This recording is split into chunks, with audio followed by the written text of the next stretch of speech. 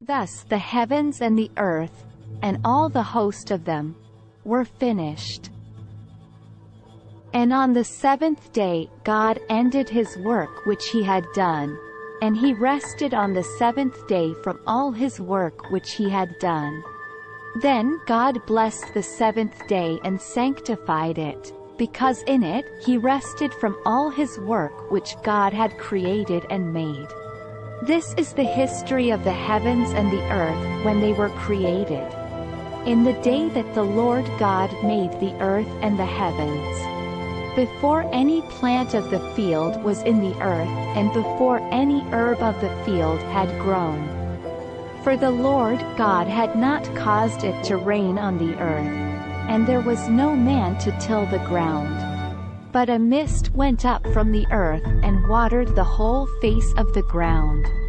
And the Lord God formed man of the dust of the ground, and breathed into his nostrils the breath of life. And man became a living being. Life in God's garden. The Lord God planted a garden eastward in Eden, and there he put the man whom he had formed.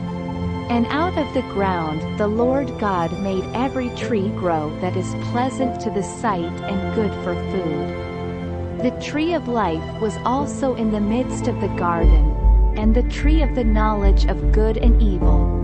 Now a river went out of Eden to water the garden, and from there it parted and became 4 river heads. The name of the first is Pishon. It is the one which skirts the whole land of Havilah, where there is gold. And the gold of that land is good. Bdellium and the onyx stone are there. The name of the second river is Gihon. It is the one which goes around the whole land of Cush. The name of the third river is Hiddekel. It is the one which goes toward the east of Assyria. The fourth river is the Euphrates. Then the Lord God took the man and put him in the Garden of Eden to tend and keep it. And the Lord God commanded the man, saying, Of every tree of the garden you may freely eat. But of the tree of the knowledge of good and evil you shall not eat, for in the day that you eat of it, you shall surely die.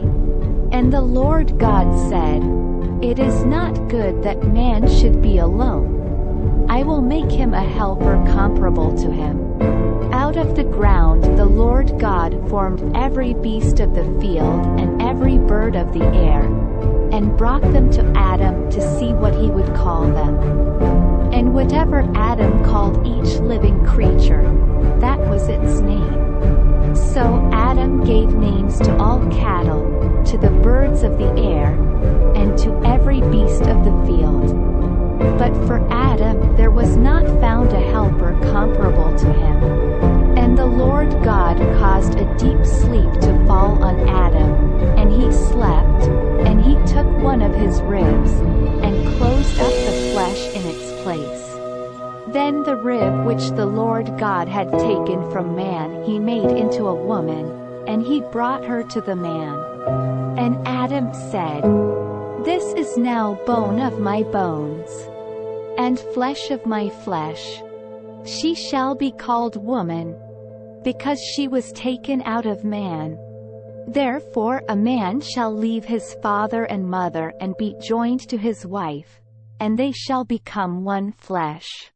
And they were both naked, the man and his wife, and were not ashamed.